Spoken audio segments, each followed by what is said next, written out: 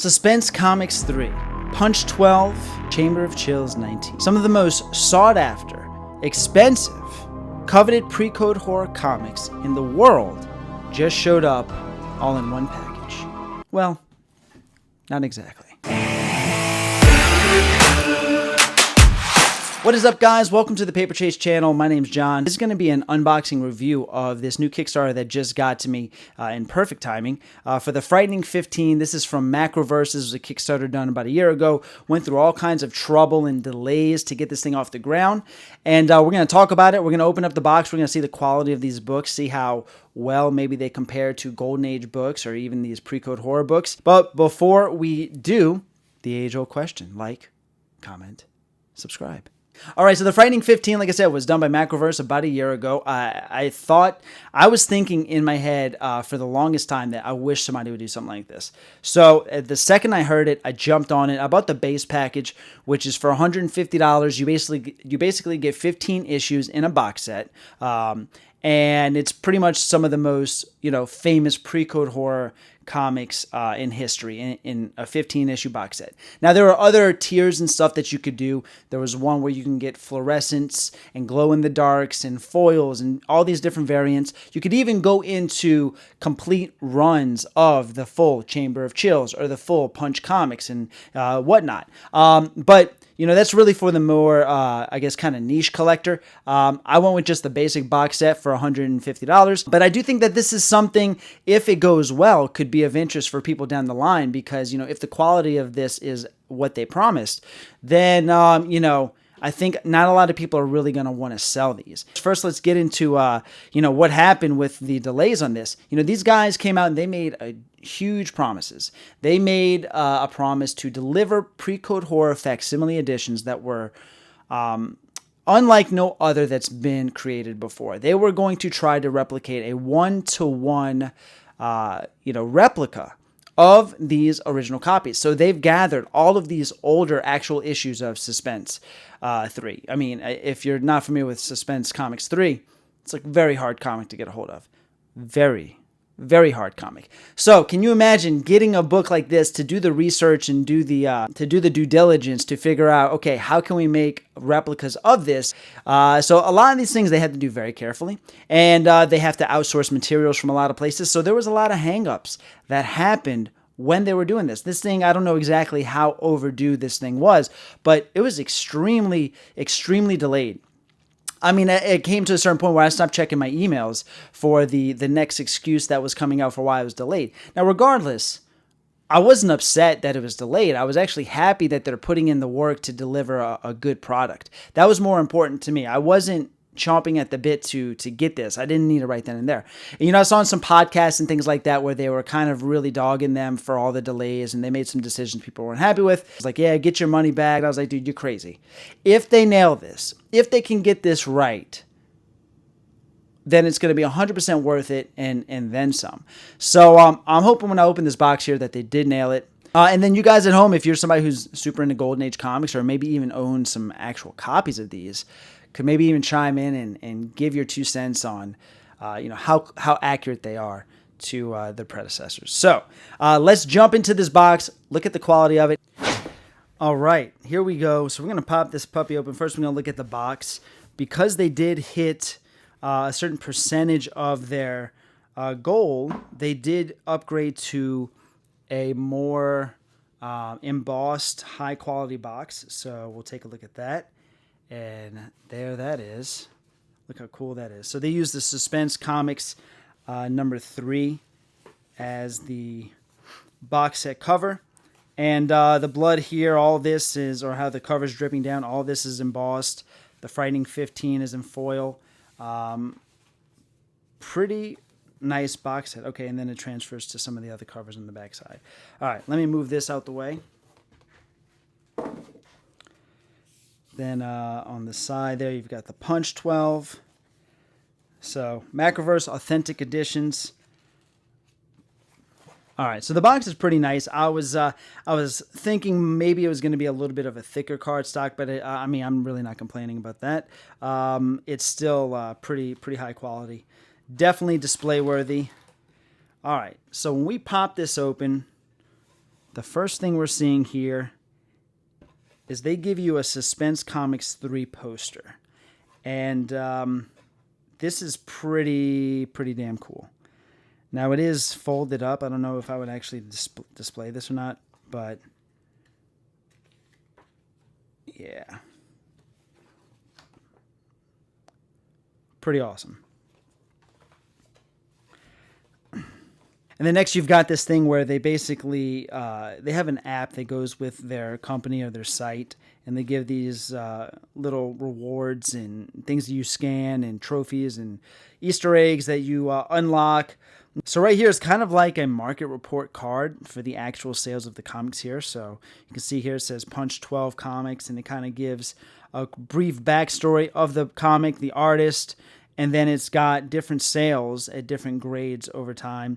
With a high sale of $204,000 and a CGC 8.0 in 2023. So this is kind of cool. This is just like, little market report stuff and backstory on the books themselves. All right, now for the good stuff, the actual books themselves. And first up, we have Chamber of Chills 19. Classic Lee Elias cover. This cover, if you're not familiar, was used by the Misfits. One of their albums, which really kind of sent this book into the stratosphere. Now, I am going to open this and, of course, and see how this thing feels, smells. So they just use regular bags and boards. I might transfer these to Mylar. So this is actually really freaking cool. This is amazing. The feel of this, it's not too heavy. Again, I've never held one of these actually in my hands before in real life, but actually I have, but it was in a bag and board. So the pages are kind of on the gray side. I wouldn't necessarily call them white pages, so kind of a little iffy on maybe the page color. But the exterior cover feels, pretty keen to a Golden Age comic. The size of it feels accurate to Golden Age comics. And yeah, this is pretty cool. Smell test. Now the smell, I've never smelled the new Golden Age comic. I can tell you I like the smell of it. It smells like new paper. Honestly, it smells like something you would smell at Barnes & Noble's looking at a new book. But maybe that's for all of them. I think the smell that we love in comics comes with age. I think that happens as the chemicals in the book break down that create the comic smell. I don't think they smell like that straight off the racks. At least I don't know. For you guys buying comics in the 70s and 80s, let me know. So every ad in this is 100% original. All the ads are the same. It is pretty much a one-for-one replica. I think the only way that you can tell is right here at the bottom where it says Authentic Editions, Macroverse Horror Chamber of Chills number 19, publication date. That's the only thing. So from the outside, you would not be able to tell that this was a reprint. Well, I mean, you would, because it's just ridiculous that it would ever exist in this condition. So I'm going to keep all of these out of the bag and board, and I'm going to put them in some Mylar later, but let's continue forward. All right, next we've got Chamber of Chills number 23. And then on the back here, you can see they've got, now this is first printing. I'm wondering if that means that they're going to do reprints of this, which I don't know. I don't know how I feel about that. Maybe I would say just leave it alone. So when you scan this code back here, this is kind of like your authentic, your certificate, right? When you scan the code back here, you get a digital copy of the book as well, so you can actually read it and look through it on your phone. All right.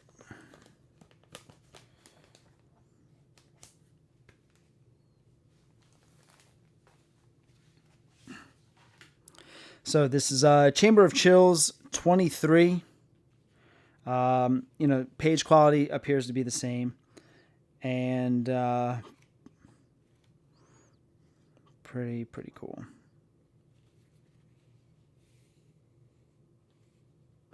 I love the dot matrix, the quality of the the dot matrix when the issue is brand new like this. I mean, that's pretty badass. Wow, amazing. Now, see, already there's something to me about just having these raw, not even bagging and boarding them. I don't know. They just feel good just hanging out raw like that. All right. Next up. All right. We've got the big dog, Suspense Comics, number 3.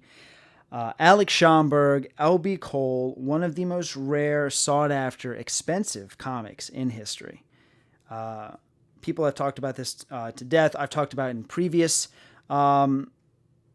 videos how moon covers have become incredible to me, and I love moon covers. This has got the moons, the bats, the trees. I said all that in my last video. The KKK Nazis, good girl bondage stuff going on, and it's pretty much the perfect recipe for Golden Age comic lovers, or really for a lot of comic lovers. Now, if I were to send this out to get graded, I would definitely have to press it because look, it's got crinkles and stuff all on it. These coming, I can see this be appealing for grading for some people if they come back in like a 9.9 or a 10.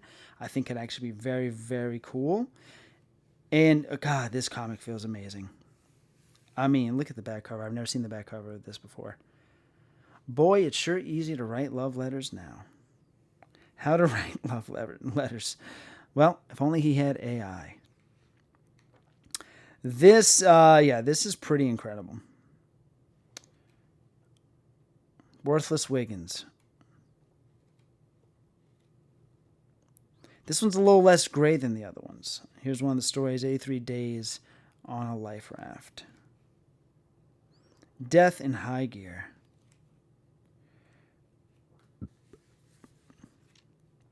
All right. So yeah, this is absolutely insane, and again, they've really got you torn here with whether or not you want to take advantage of the grading of these. At this point, I really don't. I really don't. They feel amazing. They feel too good. Yeah, I'm super pleased with how this came out. All right, let's continue on. We've got another L.B. Cole cover here. This is Suspense Comics number 8.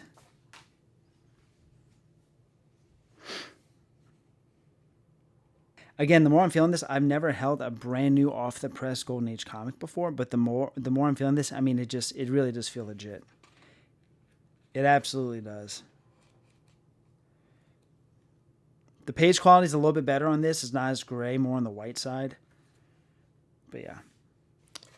Next we got Suspense 11, another L.B. Cole cover. Let me pop this guy out. Looks amazing.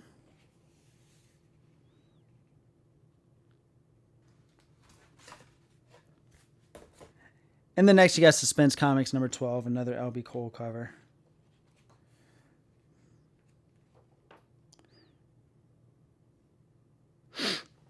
Came out in 1946. All right, switching titles now to Weird Mysteries number 5.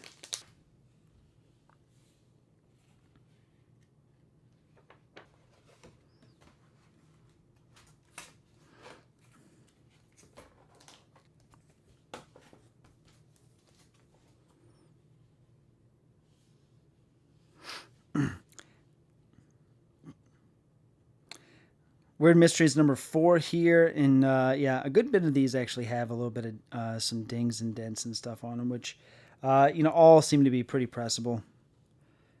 Not really the end of the world, but yeah, this cover's pretty wild. I'm just going to open up some more of these and kind of roll through them, and we'll stop when we get back to Punch 12.